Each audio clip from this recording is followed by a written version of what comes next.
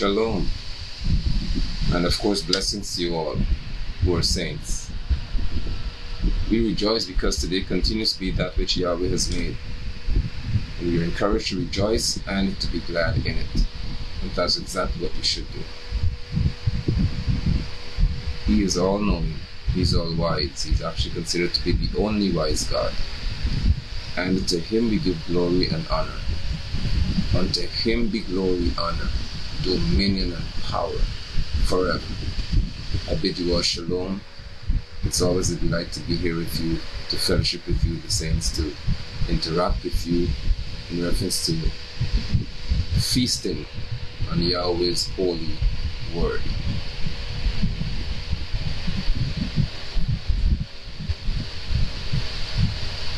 It's a privilege. It's a blessing to have been chosen to obey the truth, as you saints are. Please indicate that you can see and you can also hear clearly, so that we can have this very important, I always call them very important, I always describe them to be extremely important discussions as we progress in this year, where the church is supposed to see the true saints, the truth, or the depth, the reality, the revelation, thank you for the feedback, of the spiritual leadership of the church. You must pay careful attention. You should pay careful attention. You should pay attention to the extent to which people who are called saints may likely go in rebellion. Because wherever there is spiritual authority in the church, there has to be opposition to it.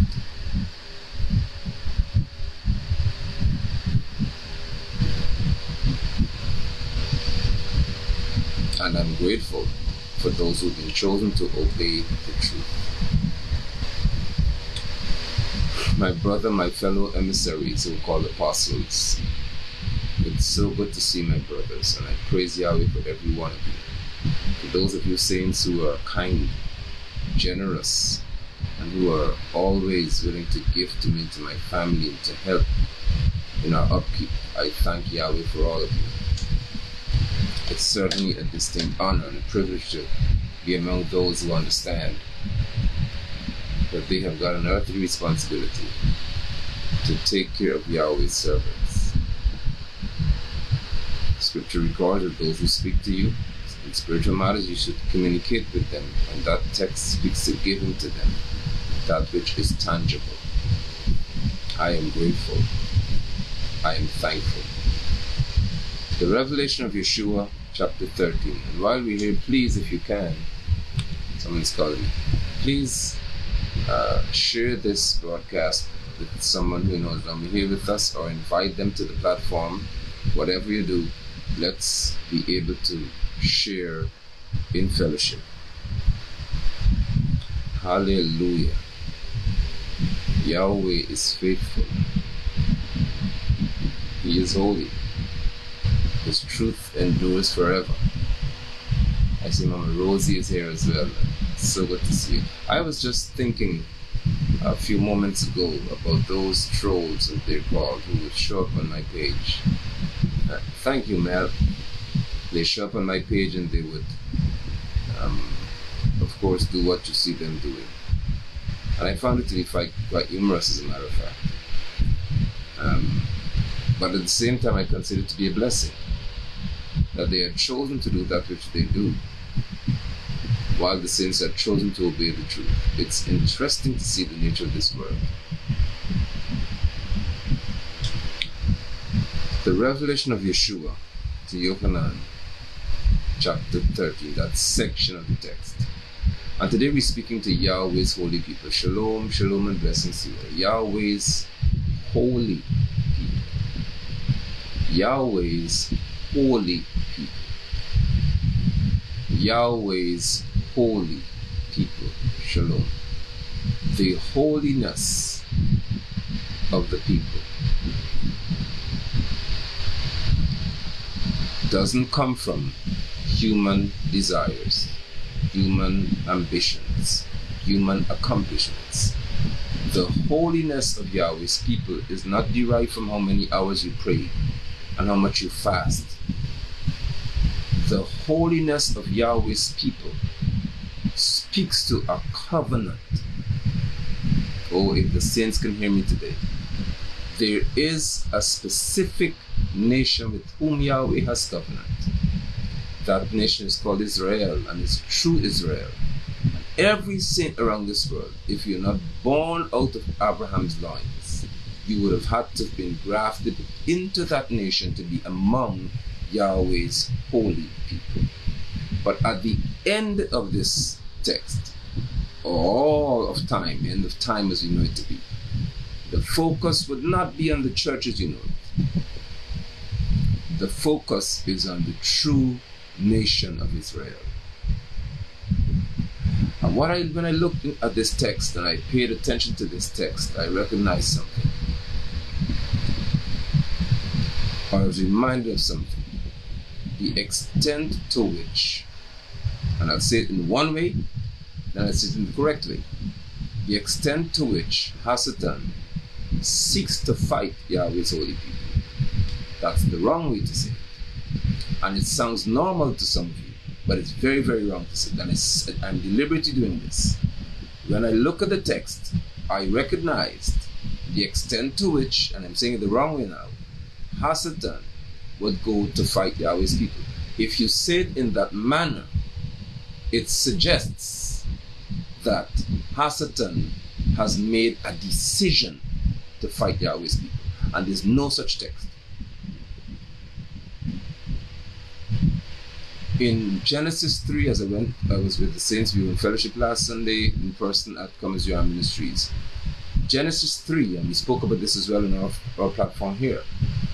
Verse 14, verse 15, Yahweh made a prophetic statement to the serpent that there shall be enmity between you. Yahweh said, I will put war, not you will choose to do it. I, said Yahweh, will put war between you and the woman, between your descendant and her descendant. You bruise his head, he'll bruise your head, and he'll bruise his heel. So in the text, in Genesis chapter 3, there is a prophetic statement uttered by the God of all gods. My goodness. There is a statement uttered prophetically by Yahweh. And that statement that was uttered prophetically, no, good to see you there. The statement uttered prophetically by Yahweh took thousands of years to be manifested, indeed. And it was never a choice of Hasatan's. He never decided to fight anybody. It was a divine prophecy that is going to be manifested.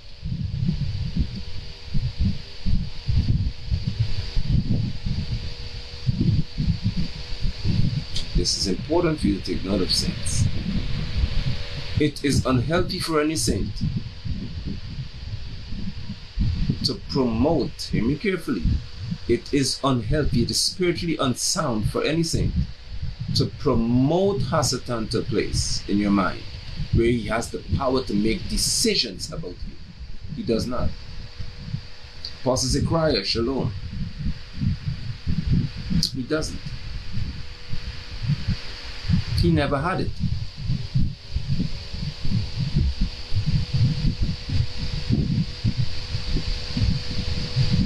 In order to prove that Yahweh, or show you that Yahweh has the power to deliver you, he will allow the tempter to tempt you. In order to prove, to show you that you are called to be holy, he will allow you to face that which is unholy. And then within you is a code to dislike what is unholy. And once you dislike what is unholy, he's telling you that you are holy. Oh, glory. I never said when you go to church, you're holy. I didn't say when you dress a certain way, you're holy. Whenever what is unholy is presented to you, and your mind is turned against that which is unholy, it is an announcement to you by your God that you are holy. You are Yahweh's holy saint. He is faithful. I feel like getting up and running around my house and shouting to the top of my lungs about the goodness of my God, the goodness of our God. He is holy.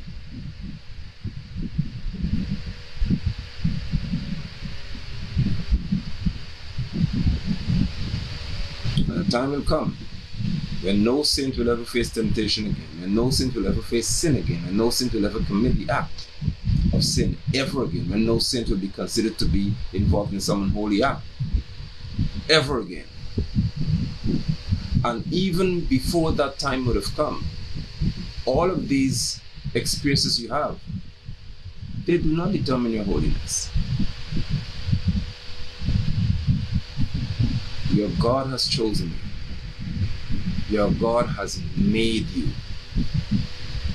righteous. Your God has handpicked you from among nations and has made a covenant with your father Abraham and said that your seed shall be blessed. And that is a covenant. It's a prophetic covenant. Nobody can change that. And here we see in Revelation, as we read, Hasatan has been assigned to attack Yahweh's holy people. Every year, with each passing year, the saints with whom I interact, you may be on social media, highlighting to people the Christmas era. And in the Jesus Church, they're decorating now more than ever before. They have no shame and they have no conscience because they're not called to be holy. They are unholy. What does that mean? An unholy person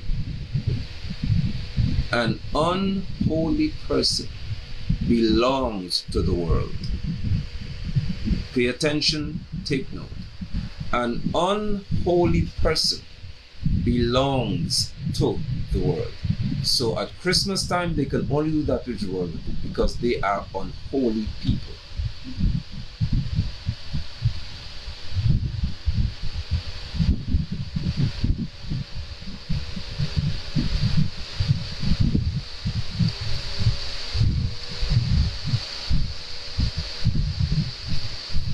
Preachers, I see them in Guyana, I see them in the Bahamas, because of course we are used to Rocky Living Waters, for example, Kingdom Ministries.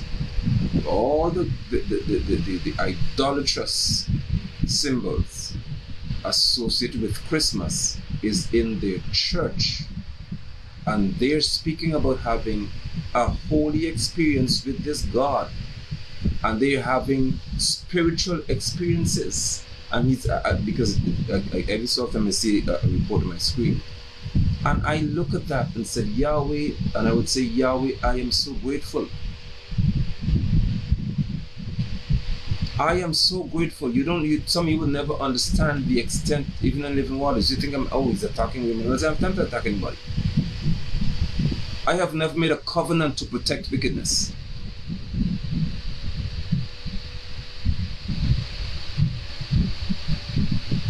The extent to which someone will go when they are deceived is beyond what you can even imagine.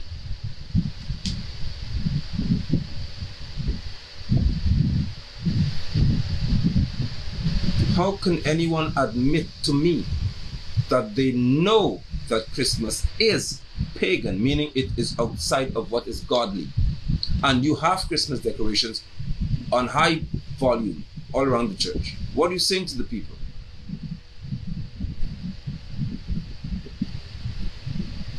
I am so free, and so are others, that even now I cannot even tell you, honestly speaking, what period we're in, as if there's no feeling.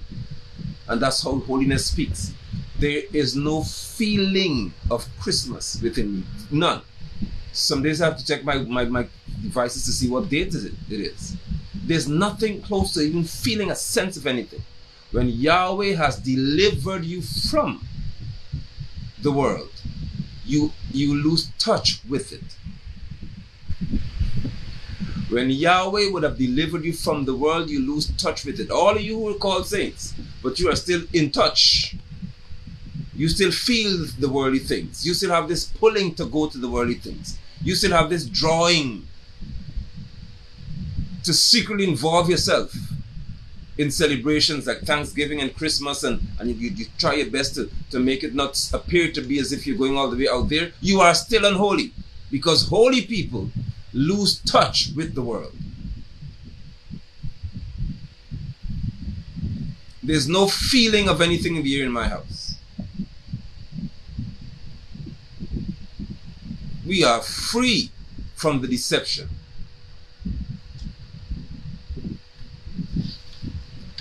To all of the Adventists, this is one time I don't fail to remind you all. You Sabbath keepers, every Saturday you keep Sabbath Saturday, and you want to speak to those who fellowship on Sunday, and you say, I'm a Sunday worshiper. Listen to me.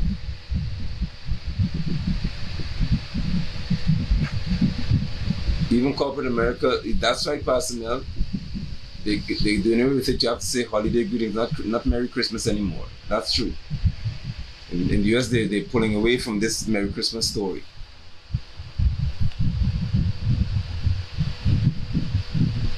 But I want to submit to you all that as you are delivered, you Sabbath keepers, Saturday worshippers, you don't tell me anything about Saturday, because this is your time of the year. This is your time. Anytime an Adventist wants to talk about Saturday being Sabbath, bring them to the table this time of the year and tell them that this is Saturnalia. Saturn, that's where the day of the week called Saturday got its name from. This, according to the Romans, is the most wicked time of the year for them. This period right here. The 12 days of Christmas story. This is Saturnalia. It would have been for the Romans the most wicked, the most perverted, the most lawless time of the year. And you Adventists tell me that I'm a Sunday worshiper.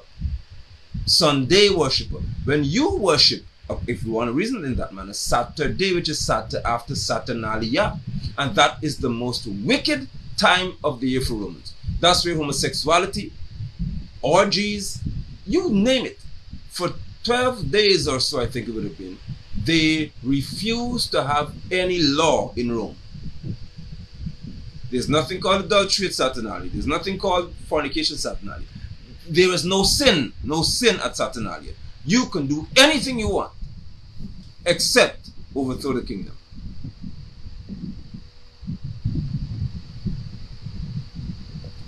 And that is why you find Jesus people tell you still that they like the feeling of Christmas.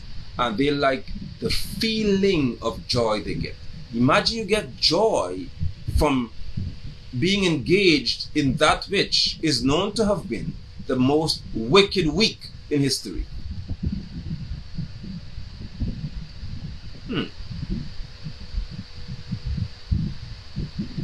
That's what brings you joy?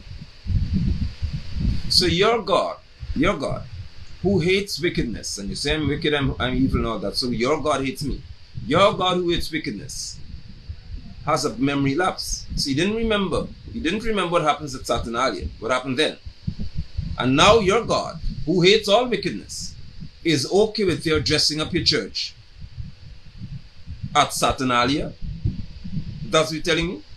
I don't buy that. And you know that you can't buy it either.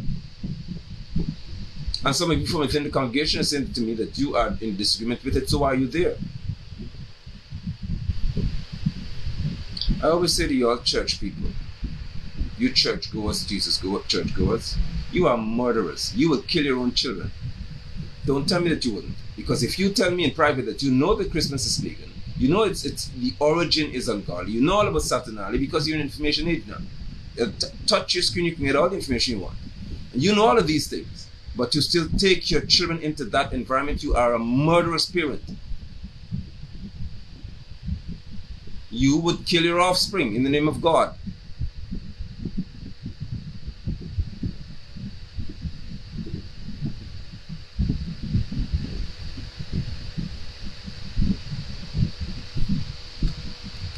But Yahweh's holy people, Yahweh's holy people, do not ever have a connection with the world. Though we live in the world, we are not of the world. We cannot escape all things, or in reference to run away from all activities. You work in the environment, but it doesn't mean that you have to be a part of the activity. Let's go to the text to see. And it's something you've read before, but just for the sake of reminding others, I'll read what it is. In Yochanan, in that experience Yochanan had in terms of a vision, a revelation, in chapter 13 begins by saying, and I saw a beast come out of the sea. And if you see that, then you shouldn't, obviously no sentence begins with a common letter, lowercase letter, and so there has to be something happened before it. That's where you had the war in heaven, where he saw there will be this war, and Hasatan is cast down to the earth. He went to make war with the woman. Then he couldn't get in touch with the woman. He went to make war with her descendants. Then the devil. Then the dragon. Then Satan went and stood by the sea. What is the sea? Masses of people. That's what Yochanan saw. He stood by the sea, and he observed coming out from among the people, what you call the sea, was a beast.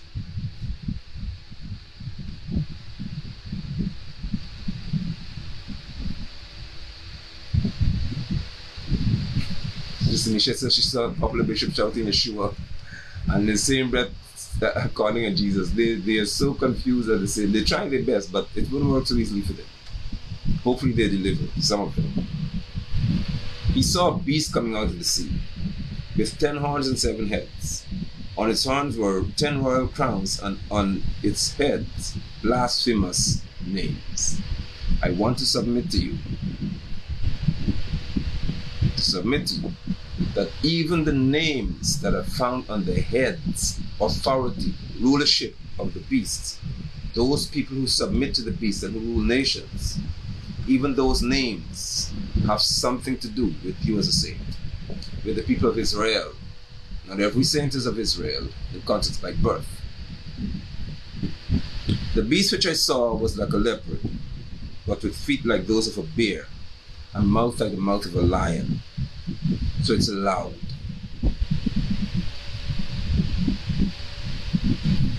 It is loud. The churches are becoming more and more silent to that which is wicked, while the beast, the spirit of the beast, is becoming louder with each passing day. I'm interested in knowing why some of y'all are so critical of me when I speak publicly, but you are so silent yourselves. I'm talking to you Jesus preachers now. You are silent. You can't even talk about that which is over your nations. You're becoming more evil with each passing day. Your silence speaks to your consenting with that which is wicked. You don't have the lungs or the capacity to cry aloud about anything anymore, because the world has consumed you.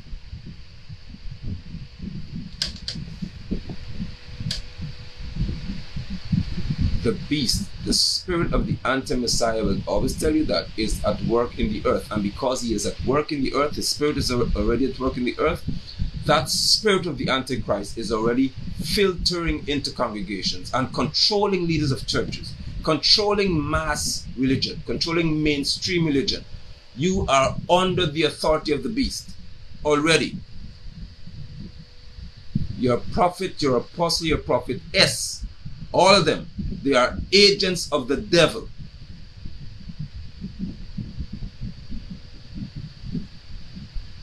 Okay, Pastor Man.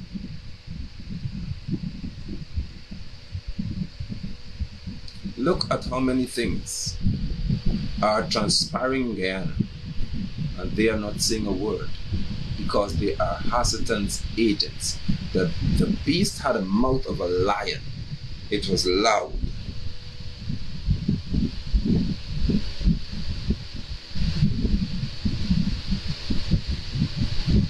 Look at the feet of a bear, padded with humongous claws and extremely powerful.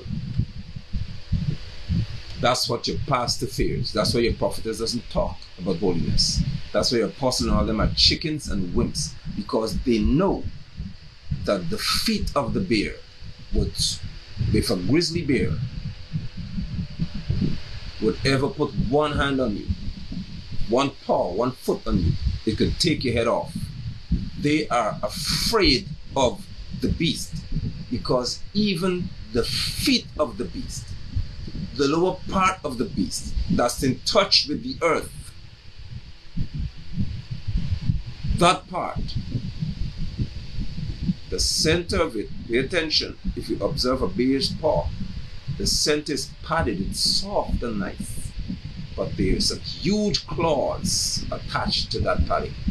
So in some of your instances, if you observe them, they are soft, and that's what traps your pastors. They have some in Guyana here. Those demons in the PPP civic administration, especially some of your, the top bracket, when they meet you, they draw you with their nice soft words. And you look, from observing them in terms of sometimes interacting, they would give you a gift here and there, they'd invite you to their home, they'd be so nice to you, and in your mind, these people aren't as bad. And that what's her name said? You have to be a Betty, right? Betty said, no, they're not bad people. They're nice people. Look at how nice they are. That's exact. Look at how nice they treat me. That's exactly what I'm talking to you about. The padding of their feet, the bear is soft, but there's a paw. Their paws, their claws.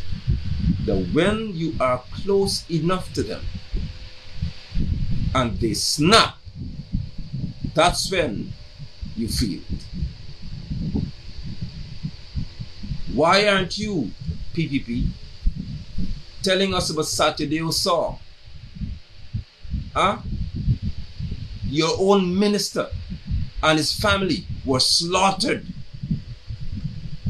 He was in your group, and under Jagdio's time he was murdered, and you haven't had one day of a commission of inquiry into it.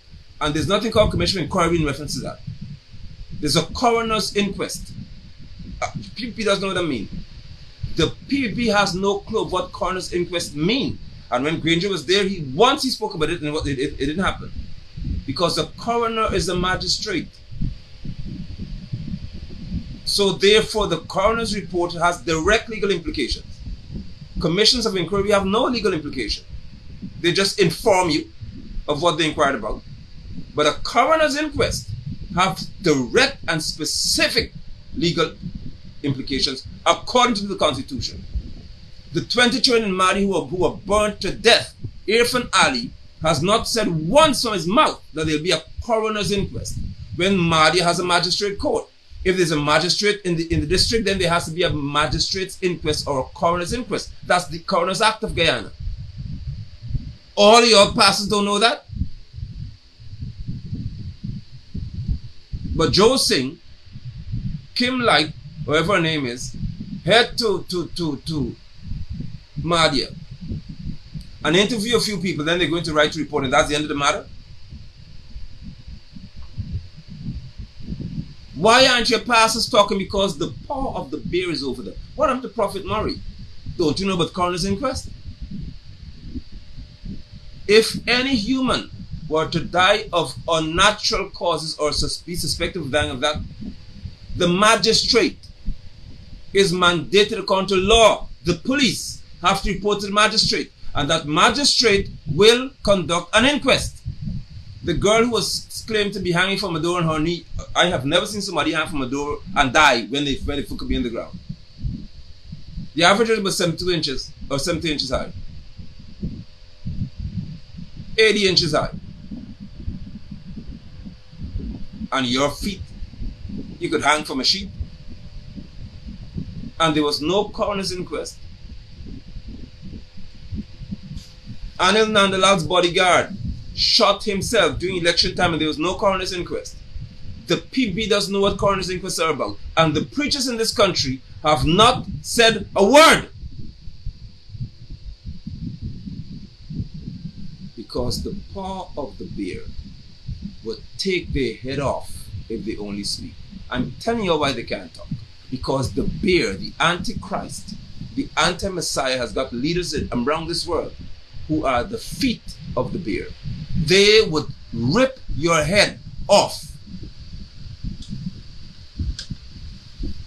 I tell you, they have, I know their meetings. What makes them afraid of dealing with me is because they have seen and they know, at least you have enough sense to know that a prophetic voice is too true for you to play with. But you do have a conversation about who will kill London. We got to take care of this man. Well, take care of me then. And you will see what this nation shall become. I told you that already. You will see what becomes of you. Oh, they are not informed me all. I got 3 reports so far, at least 3 or 4.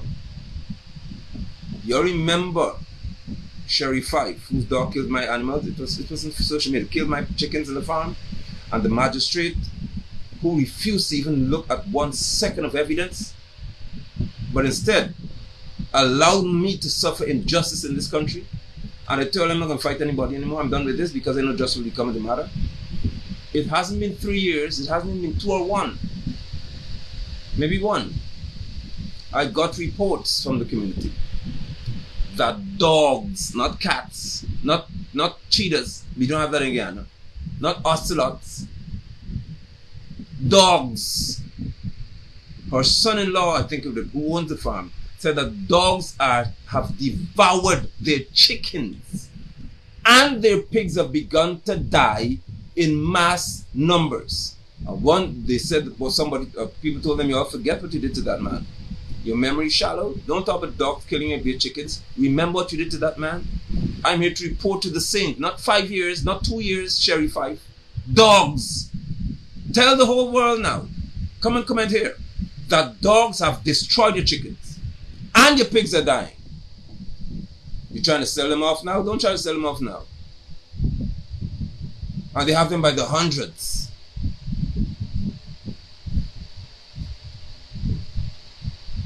There are records of what happened to you. The one Jerry St. Florent, who went and told Gary Mingo all kinds of nonsense about me. Look at have you ever seen what he became? And Regina, I will always mention her because she was with me that day when I said to him that evening, you, a man will look between me and you. Since I'm fake, you will see what Yahweh will do with you. Today he's deemed mad. And I will show the world what will become of people who think they're foolish and who want to play the fool. Yahweh knows how to deliver the righteous. Yahweh knows how to deliver the righteous. Yahweh knows how to pay back for that which they've done to you. He knows how to deal with it.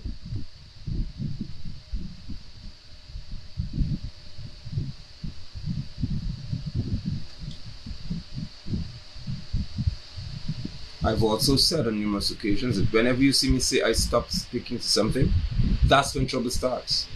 And that's an apostolic code that we possess. Once I tell you that I'm not speaking to a matter anymore, that's when you're in trouble. Not if while I'm talking, you're safe. But once the Spirit of Yahweh tells me that that's it, and I stop speaking about it, or the person, that's the end of them and that situation.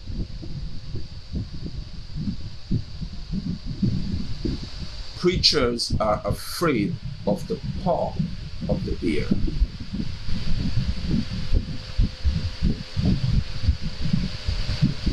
The leopard that they saw,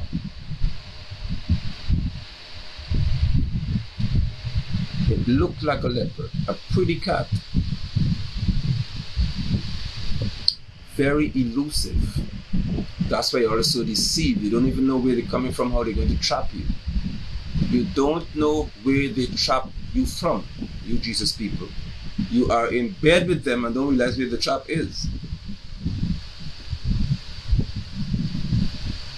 They've drawn you away. They've enticed you with promises and money.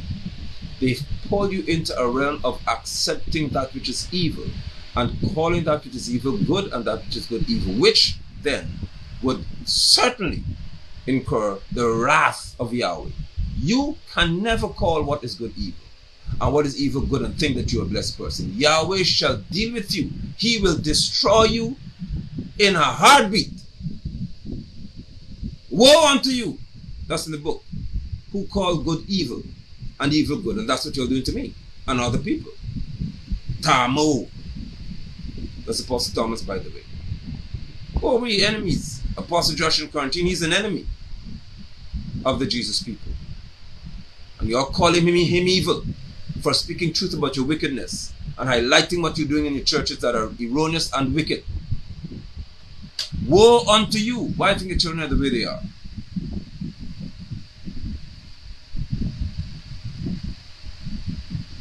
Once they get you in the web,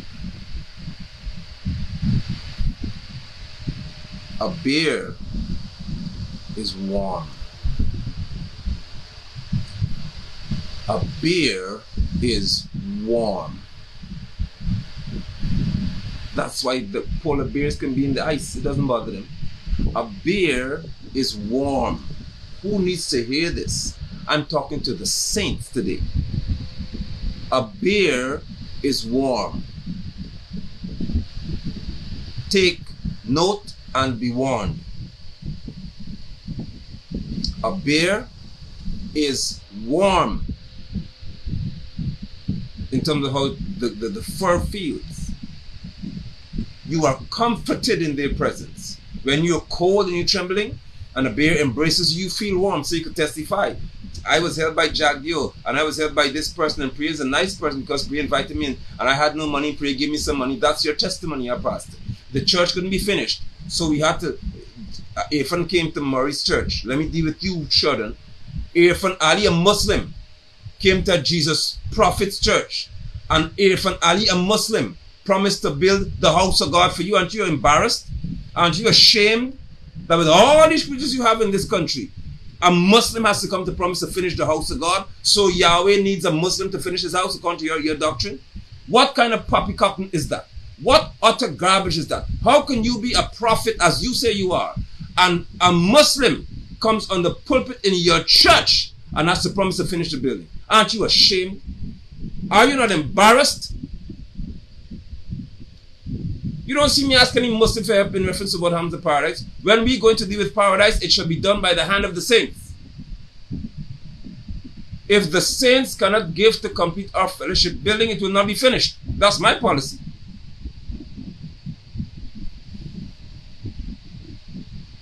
You're a prophet and couldn't see Ali's Muslim.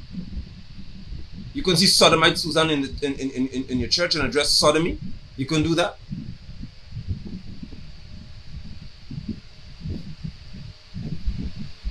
Yahweh's holy people are different from the world. We speak with aggression when it comes to wickedness. We don't sugarcoat. There's another candy store church here.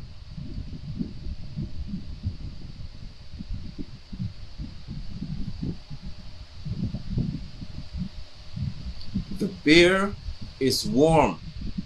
The bear would make you feel so comfortable and comforted when you're cold, until the bear has cause to deal with you. Then you see exactly what they made of. And I mentioned Saturday you saw for a reason that most of y'all know.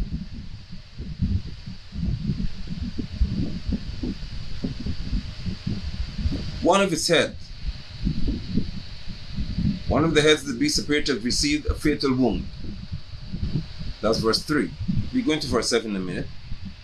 But its fatal wound was healed, and the whole earth followed after the beast in amazement.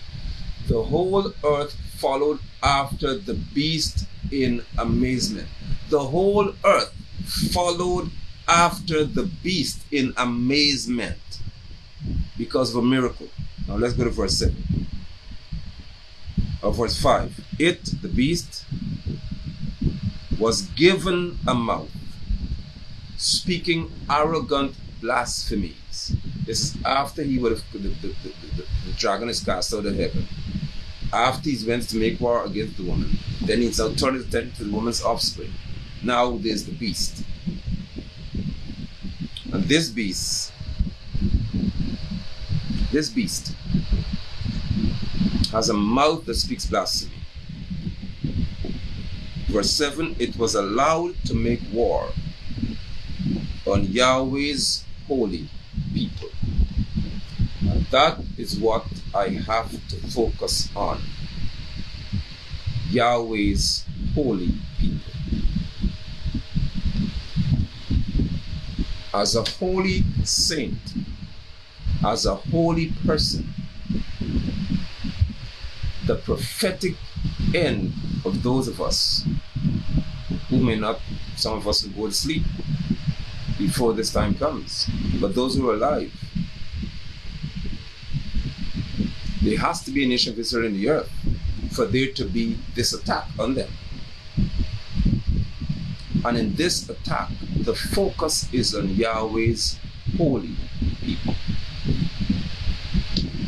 I submit to you that if the spirit of the Antichrist is at work already in this earth, according to Thessalonians, children to Thessalonians, then it means that Yahweh's holy people have to be on its radar.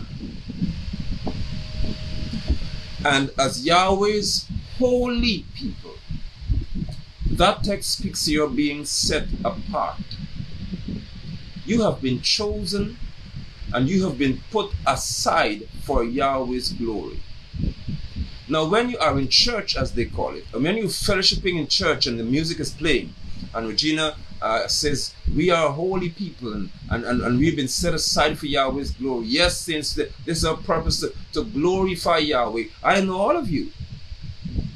Your hands, most of you will be up, extended hands, and you'll be saying, yes, Lord, yes, Lord. And some of you, if your husband treats you badly and you're emotional, you start crying, calling it worship. Because many of you shed tears for earthly pain, not heavenly admiration, and you need to stop it.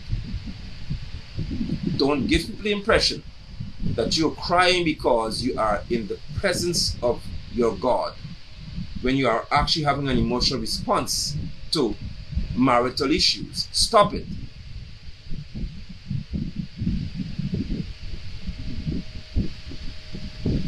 Worship is not about your personal issues being addressed at Yahweh's feet.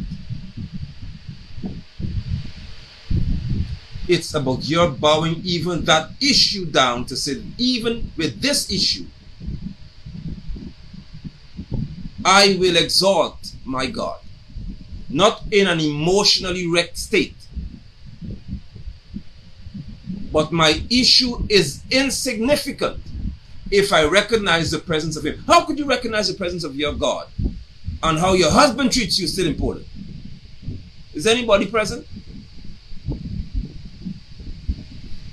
How can you recognize, if you ever tell me, and that's what I want to half of y'all, most of you, you sense that you're in God's, you'll say Yahweh's presence. If you feel that you are in Yahweh's presence, how does the way your husband treats you become important? Do you understand that He said that when we are there, there'll be no more tears? Why? Because when you see glory, you don't have time to cry.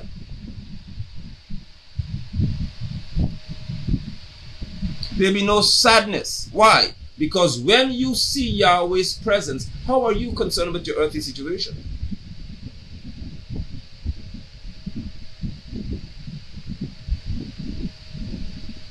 Quite a few of you I know are after safe zones. That's what you call church. That's all you want. A safe place to cry and feel comforted. You're not there to worship anybody. See on the about to run, they're running already, I would like to think. And then one of them is being comments, you are cry out to what? What am I crying out for? If you're a saint and every minute you have to cry out to your God, then you need to have an assessment done of your conduct and your relationship. What am I crying out to Him for? So as I said, Regina begins to sing and you would have your hand extended, and if a man or woman give you a problem, you'll be crying now. And then she'll be saying that this is why we were created, to give Yahweh glory. And you think, you feel that whole scenario and this whole experience is something that's holy. Well, I'm here to address all of you today. Because where He's taking me in reference to even what y'all call worship in this year and onward is very serious to some of you, or all of you. let me present to you, whenever you hear anyone say to you that you were created for Yahweh's glory, I advise you that if you believe it, and you should, please take note that Revelation 13 is a part of the process. In your experience, potentially, you will be hated, said Messiah, for my name's sake. If you are to be hated for his name's sake, then why are you thinking that glory comes in church and in fellowship? When Kepha and Yochanan and Silas, I think it is Paul, Shaul and Silas, when Kepha, as a matter of fact, sorry about that. In Acts 4, when the young man was healed, in 3, that section, the young man was healed. The man was healed, and they were brought before the priest. Remember that? And they said, in whose name was this man healed? And they said, in Yeshua whom you crucified. You did it, you. And Kepha began to preach to them. The book said, the record states, all for Yahweh's glory, that they were told, you must not preach in that name. It has to be a name. And they were beaten. Why? Shaul was put in chains, in shackles, beaten so many times. Was that not for Yahweh's glory? How can you tell me that? When Regina is singing, that's when you experience Yahweh's glory. So the only time that you can understand glory is when you can sing in a safe place. Do you know that when your family speaks ill against you and call you all the wicked names they can find, especially Christmas time, I say that you're so stupid. Look, you following that stupid man London. Look, I don't know why you're after this idiot London. Do you understand that that is for Yahweh's glory? When they can have meetings about you and you're hearing them talking about you, you can hear them on the phone. She doesn't want to put up any Christmas tree. She just follows this Tamon London stupidness and Joshua and all them. She just following Zechariah and all these people. They have this nonsense, and I don't know why they're following this foolishness. Do you not understand that that is glory? Glory is not about church in reference to being safe. Glory is when your light shines in a dark place. What is the darkness of this world? Just what I'm talking to you about, where they cannot recognize without your being present what righteousness looks like. I just said something to some of y'all. They would never recognize without your being present what righteousness looks like. That's why you can't compromise as a saint. That's why you cannot play as a saint. Whenever you're present, they see what righteousness looks like, and they do not like it.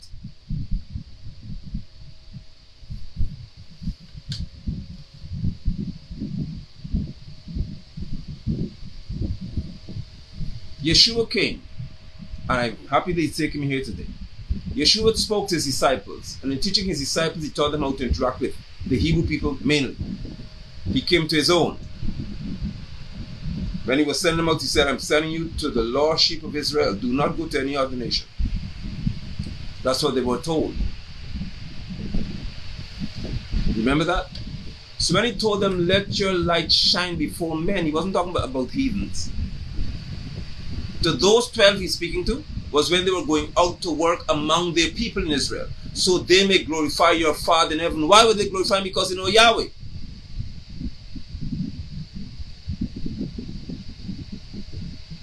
The Gentiles beat Shaul. They didn't glorify Yahweh because of Shaul. They beat him, put him in jail.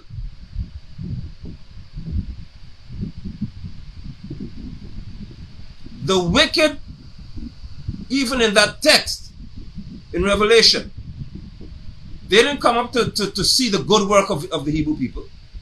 They fought and defeated them. They defeated Yahweh's holy people, because Yahweh's holy people are a target, prophetic target for the adversary. In the end, as a nation, he will target. As a nation, Israel is under threat. As a people, Yahweh prophesied, and it's written for us to see that the adversary, the beast, the Antichrist, must come and fight Yahweh's holy people. Now, if you are God, prophesied about what you will be and what you shall experience, how do you tell me that you could pray yourself out of it? How can you fast out of it? How can you tell me that you cannot have these experiences but you're a holy person? Yahweh's holy people are despised.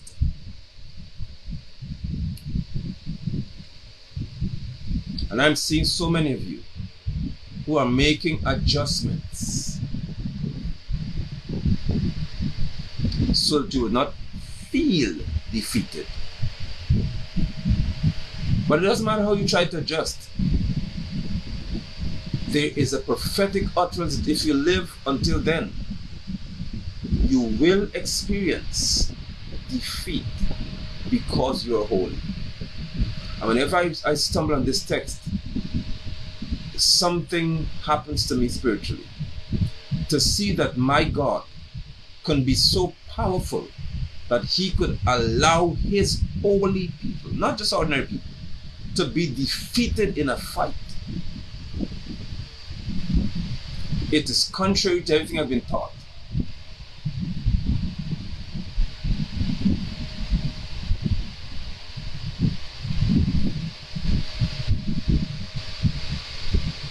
But the purpose of our defeat is for glory to be given to our God. The purpose of our defeat in this situation is for glory to be given to our God. Oh, there was a testimony in the book just before that in chapter 12 that those who were being accused overcame by the blood of the Lamb, because the blood was shed so their sins have been addressed, and by the word of their witness. What was that word? That even when they were facing death, they did not cling to life. Yahweh's holy people have been given the grace to thrive in the most hostile environments. Saints, I put this to you, I posit this to all of you, that you have been given the grace to thrive in the most hostile environment. Even when you are being whipped, you are still light. Even when you're being treated as if you are the worst thing in this world, you are still light. Even when they're making unjust decisions about you and they want to terminate you unjustly, you are still light. Even when they accuse you falsely and the family believes what your husband or your wife says, and they can run with the story and they begin to tell the whole community about you and it's untrue, you are still light. Even when you don't have the opportunity to speak your side of the story, you haven't ceased being light. Light shines. Light is what you are. And even when you don't have a chance to present your side, light doesn't need a chance to present its side. Light is light. Stop getting upset that you can't talk. You want to give your side of the story for what?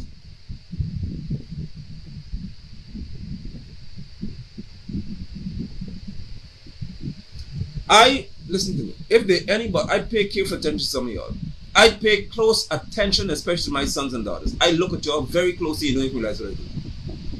If you see you're somebody who always wants to have your side heard, I watch you closely. Because if you know that you are telling the truth, why must you be so eager to speak your side? Huh?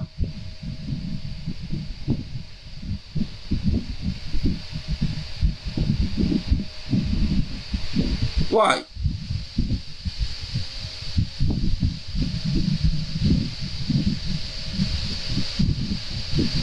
My children can tell you there are times when I say nothing, and they wonder what's wrong with me.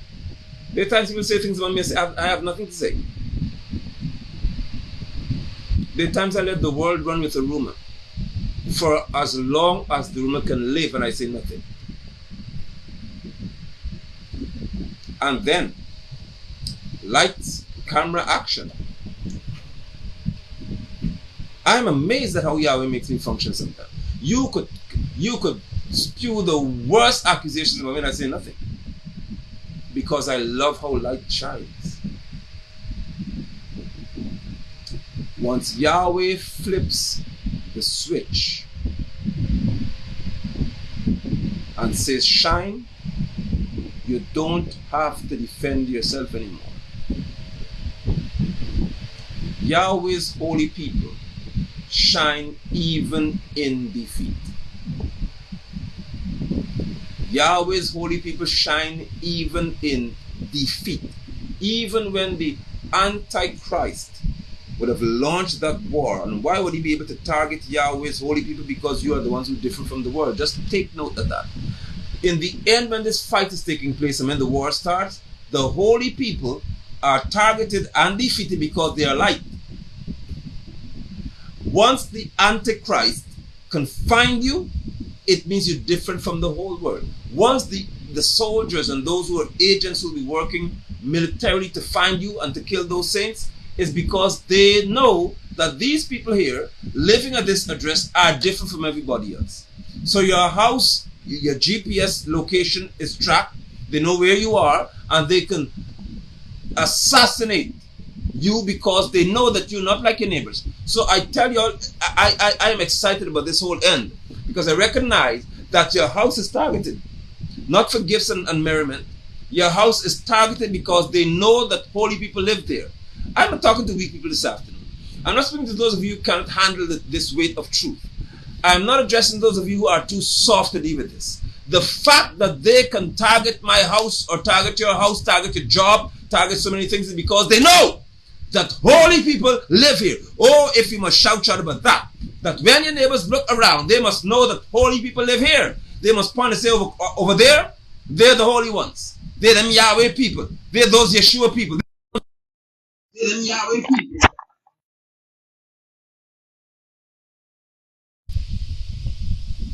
You are going to be found because you are light. Oh, who am I talking to?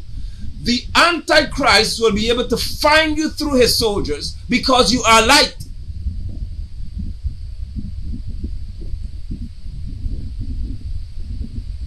And in all of this, you're called Yahweh's holy people. Meaning that you've been set apart. You've been picked up and put on another side of this world. In reference to position, in reference to your thinking. Your thinking. Your thinking. Not to have the world go against them.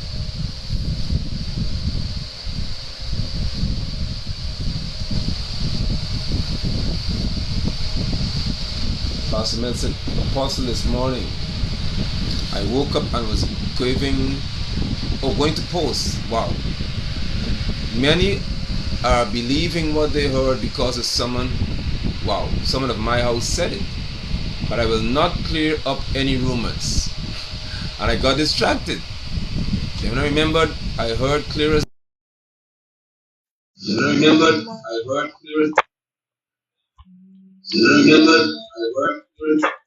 Yahweh is faithful, Pastor Mel. He's faithful, the heart.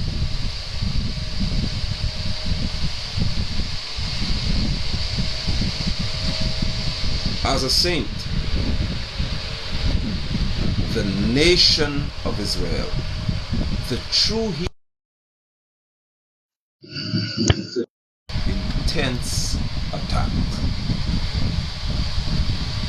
They would not be able to defend themselves as a mass body. They wouldn't. They would not stand a chance against the adversary. As you saw with Palestine and the Ashkenazi, the Caucasian from the Caucasus Mountain, those fake Hebrew Jews. That's the kind of experience you will have on the other side, where they will annihilate Yahweh's holy people, defeat them.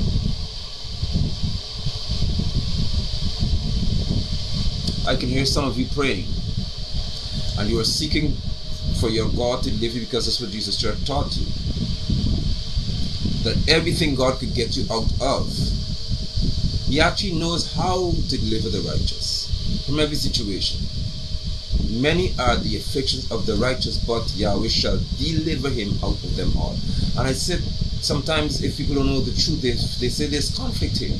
Because how can it be that he is able to deliver? And in his word he said that many are the afflictions of the righteous, but Yahweh shall deliver him out of them all. Afflictions of the righteous, not war against the adversary. When you face an affliction, it is an issue that you can have as an individual.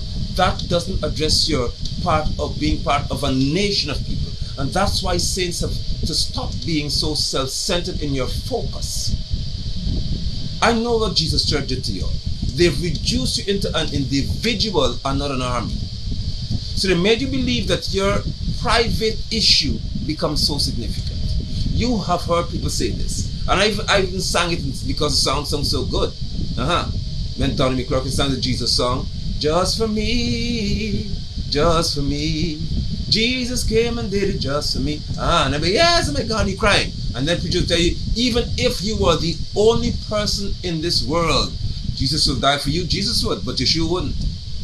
And let me speak to you about that. Yeshua never came to die for a person. He never would. Yahweh came for his son to be killed on behalf of an entire nation, not an individual. And the Jesus culture made you so self-centered and selfish that it became about you. It's not about you. So you as an individual may have an affliction, and your God delivers you out of that one thing. But as a nation, there is a target that's prophetic, and you are a part of that nation. Therefore you shall be defeated in the nation if you last until then. There's no deliverance for you in reference to some prayer. There's no private deliverance in this war. This war would usher the return of Messiah Yeshua. And he's not coming to defend one person. When Yeshua shows up in the end, we'll talk about this. You will see he is returning to defeat those who attack his people, not his person.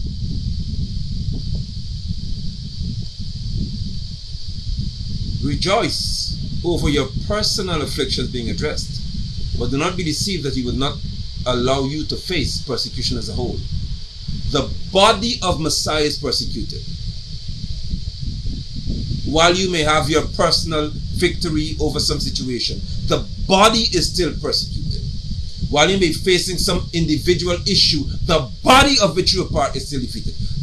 And you must understand as a saint, that although you have your personal issues addressed, it doesn't remove from you or relieve you of the responsibility to the other saints. Because as a whole, we are going to be enduring hardship. As a whole, we are hated. As a body, as a nation, he said, that the adversary made war against Yahweh's holy people. So therefore, those who are grieving, because the attack may start in the US, and if they start attacking the saints in the US, then in Guyana we must grieve. We must bear the burden for them, because they're being attacked. If they start attacking in Guyana, then those in Jamaica must feel the burden for those in Guyana and say, well, we feel the pain of our brothers and sisters because they are being attacked in Guyana. That's what the end would be like. Where we, though we are not personally affected, as a nation we are. And it's just a matter of time before a massive number of saints come under attack, and they're not going to win in this fight because you are holy. And I said all the time, Yahweh, this is amazing the way it sounds. Imagine that because I'm holy, I'm losing. Imagine when I'm holy, I am not winning. Is that what when the preacher told me I will win when I'm holy? If I do in his mind what he called holiness is right behavior, that's the holiness. Many of you have been deceived by the term holy because they made you to feel that holy means that you behave in the right way. No. Holy means you in the right place. That's all it speaks to. You are positioned differently. Holiness speaks to your being in a different position. I say again, your convictions are different.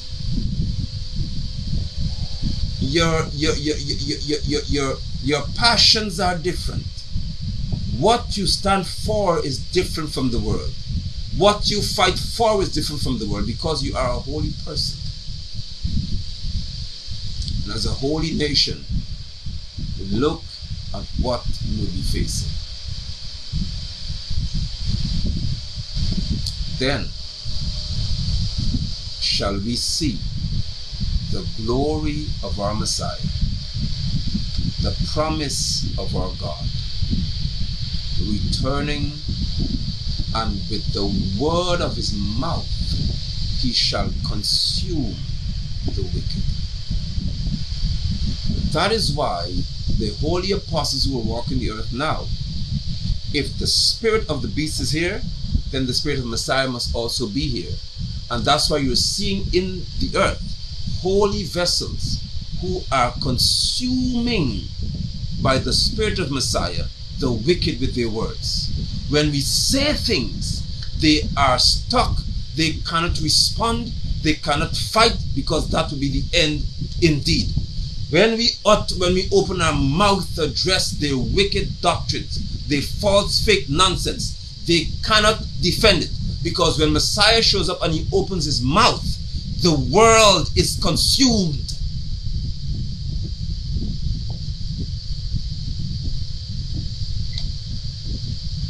I would share this with every saint without fear, and I don't play with that, because he's already told me that.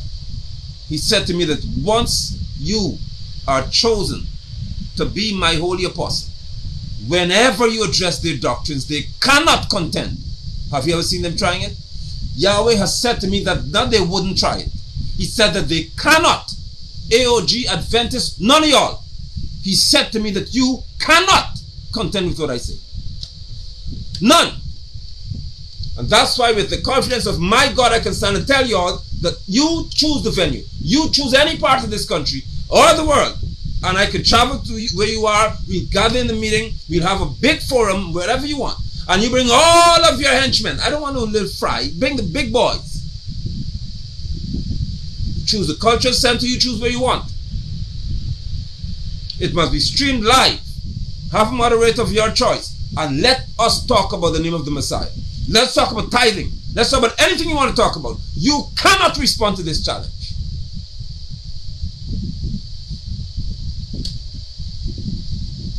Why?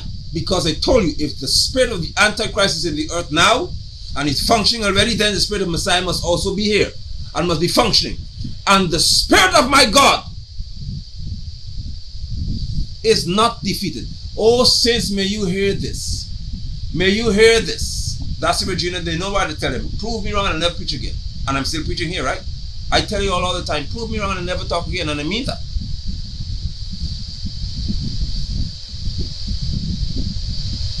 The spirit of my God has never been defeated. Oh, saints, you may be defeated in this text as a person physically, but the spirit within you is never defeated. And I want you all to get that. The Antichrist attacks your body. He will come after the physical being of the saint, but he can never defeat the spirit of a saint. The spirit within us is undefeated. Hence we are more than conquerors, because you can touch the body, kill it. We need a new one anyhow, but you can never defeat what's in us. And the spirit of truth residing in us makes us undefeated people. When you have the spirit of truth, you don't be afraid of anything that you call law. How can you lose? How can you lose if you have the spirit of truth? Somebody type that, please. How can you lose, or make it personal? How can I lose if I have the spirit of truth? No, you can kill my body, but I can never lose in reference to the spirit that's within me. So we shall be defeated because we were not made to fight with guns and bombs. We will be defeated in the physical war. But the Spirit, oh hallelujah, the Spirit of truth that's in you makes you an undefeated person.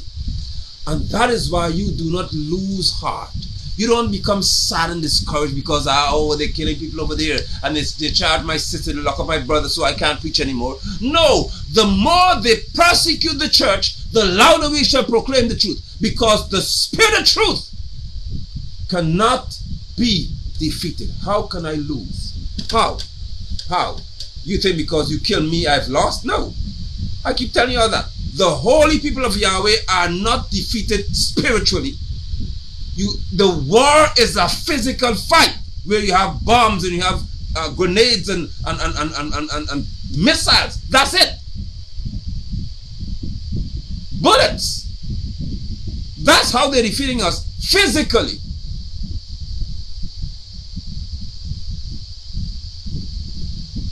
Oh, but the saints who are called holy, we are undefeated spiritually.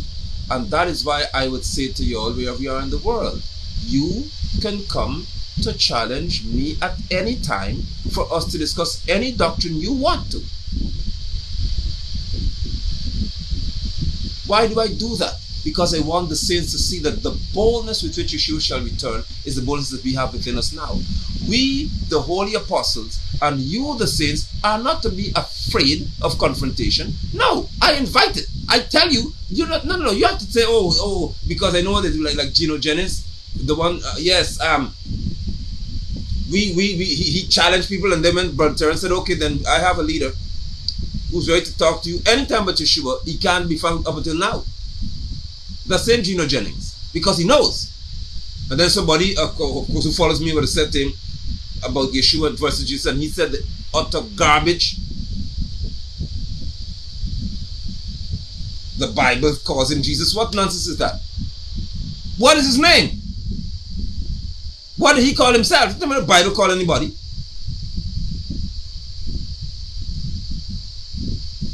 At any time, you can get me out of, even if it's 3 o'clock in the morning.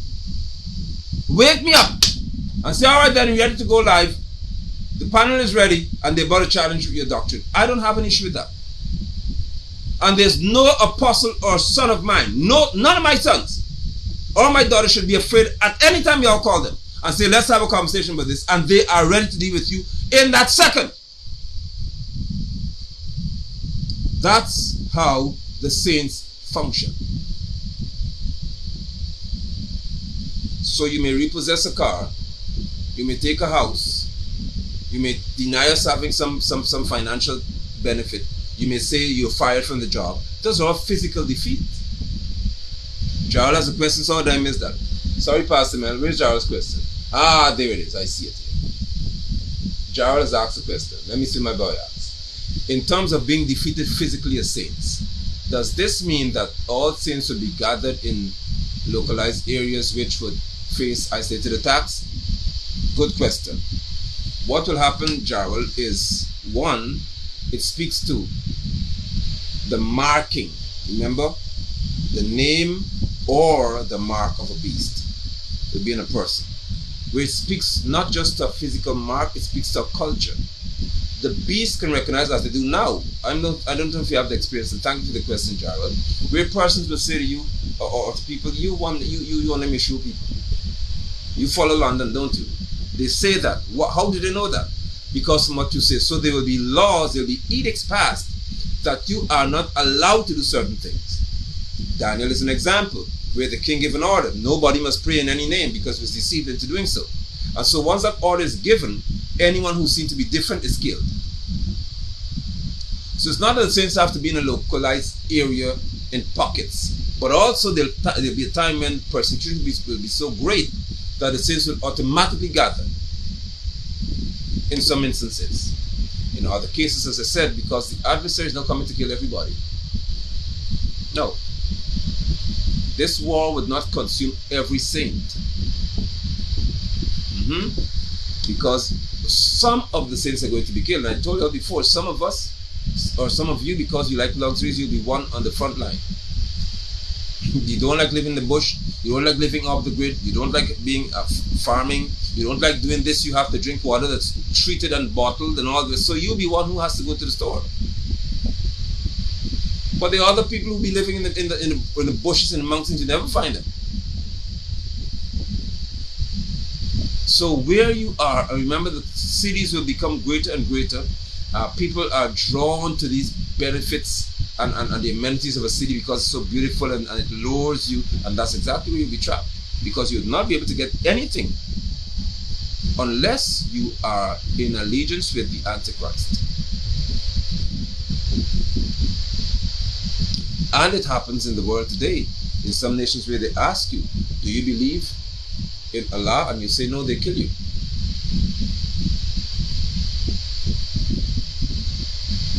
But what I find interesting is even those who do it now will be killed by the Antichrist agent, because you would not be allowed to worship Allah when the Antichrist is revealed. He wants worship, he will kill you.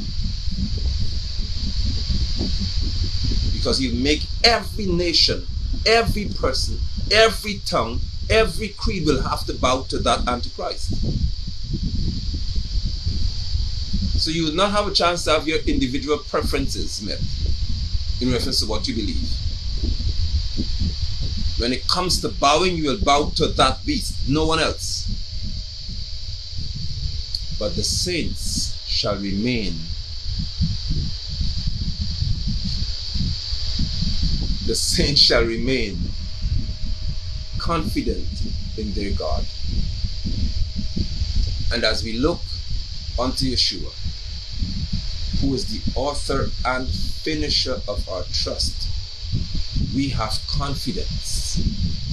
Saints, that's why they said I'm arrogant, because they don't understand, and they've never understood, how can one possess so much confidence that he can call out all mainstream religions and say, come and have a debate.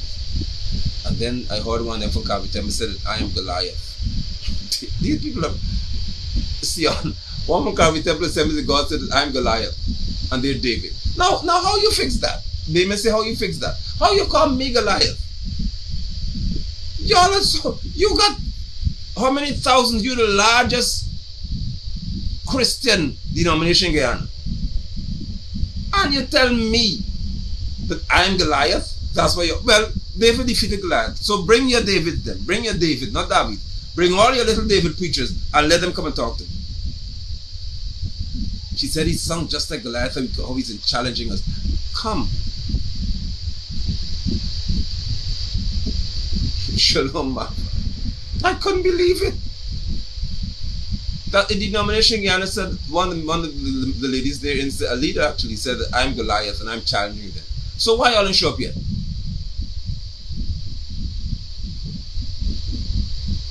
No, what your problem is that your preachers can't do what I do. And I'm grateful to Yahweh for that grace. I'm thankful to Yahweh for the grace to boldly stand in Him and to confess in Him the confidence that I do. I'm not some little wimp, some sissy Christian. No, I have got confidence in my God and in what I've been called to do.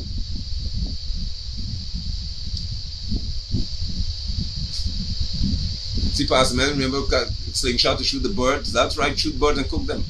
And bend the pin, make a fish hook and catch fish. You telling me I could starve in Guyana? Not me, not here. Of course, because of who I am, I may be targeted a lot by people. It doesn't matter to me. Whether I live or die, I still live anyway. But I'm always grateful for you all saints, and I'm thankful for the confidence you have in your God. And know that you're a holy person. As a holy person, you are going to be targeted as you are now. As a holy person, you're going to stand in any environment and you cannot be hidden. Thank you, Daddy. Thank you so much for your encouragement. You are a holy person, saints. And as holy people, we are different.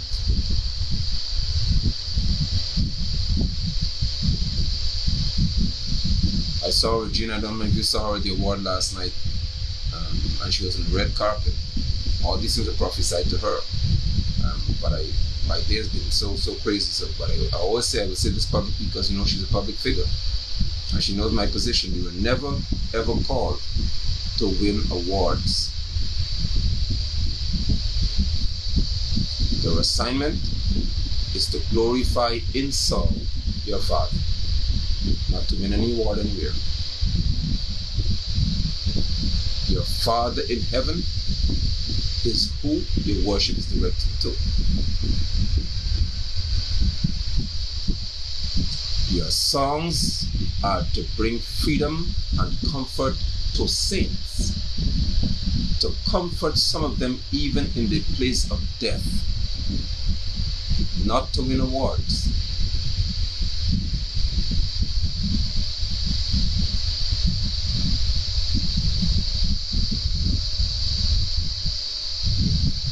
I'm saying this because I observe publicly, I see publicly, and I address publicly what is public.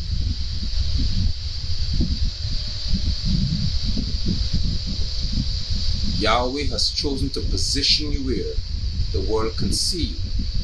The world can know that prophecy has taken you there. But that is not your place of functioning.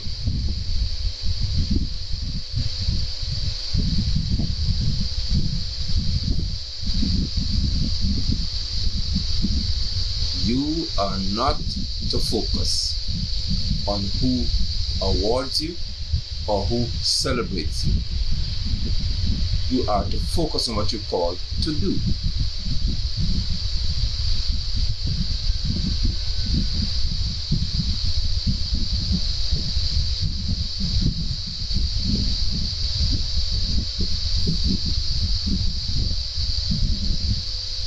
Be mindful.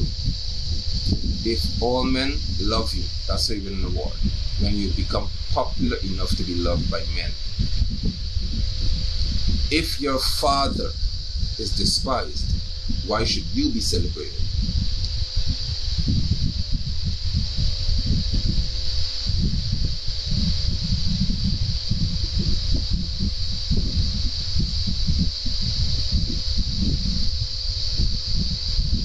Yahweh has shown you, and you know what He does to you. Prophetically, your Father charts the course of your life. That's written as the bow or the arrow is in the hand of a mighty warrior. That's in a book. So are children in the hand of a father. That's in the Bible, as you call it. You don't choose any path you're going.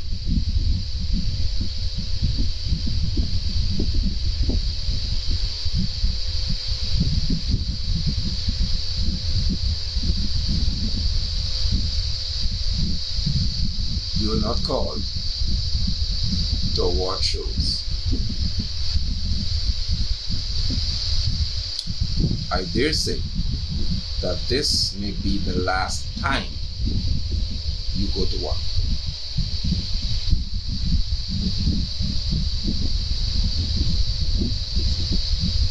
Your assignment is not to be celebrated. Your assignment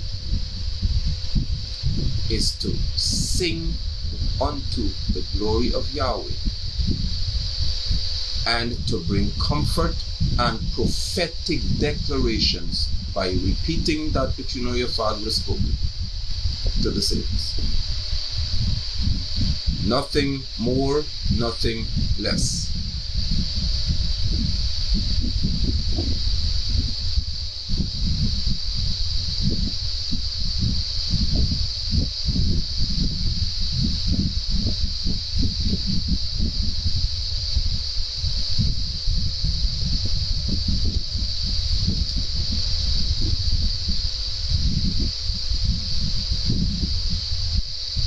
So you're done with this. You are done with this.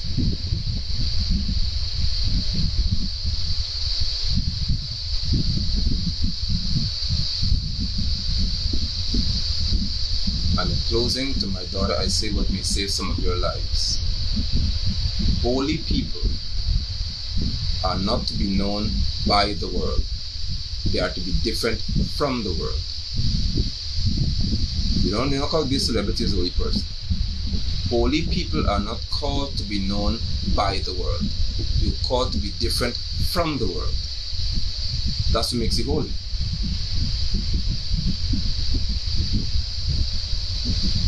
Holy people are not called to be known by the world. They are called to be different from it. Please take note, my child.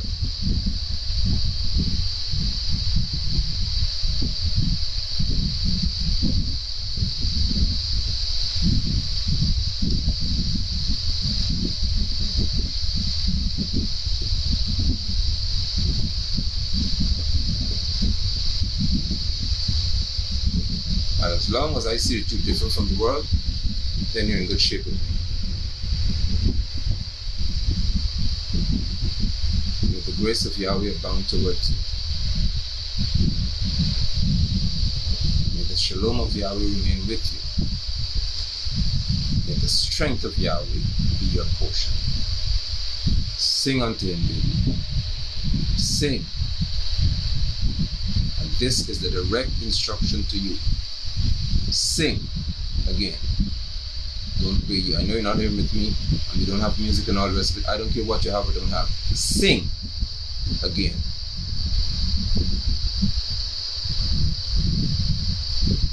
Exalt his name again.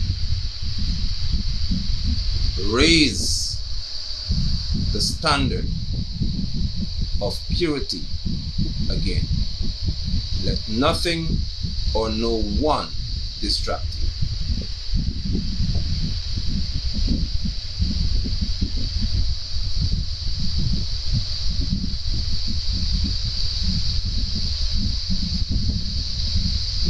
You know why he has me focusing the into this afternoon. You didn't get married to be silent.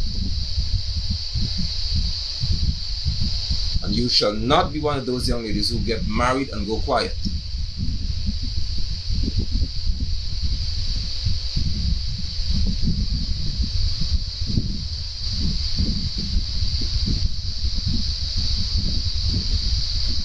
I repeat, you did not get married to be silent.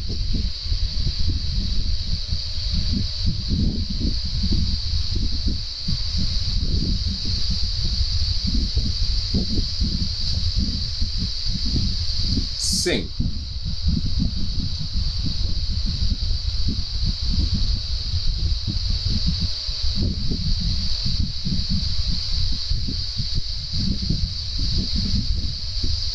As a matter of fact, when I get through here today, before this night is over, you will be on a broadcast singing, exalting Yahweh. Today, not tomorrow. Whatever you have to do is cancelled now. And you will be singing before you have to do anything else. Today.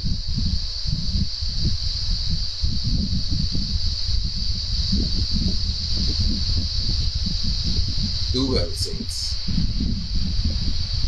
Until I see you again by Yahweh's grace. May that grace abound. May the strength be yours. May that strength to stand remain your portion. Do well, and I love you all. Bye-bye.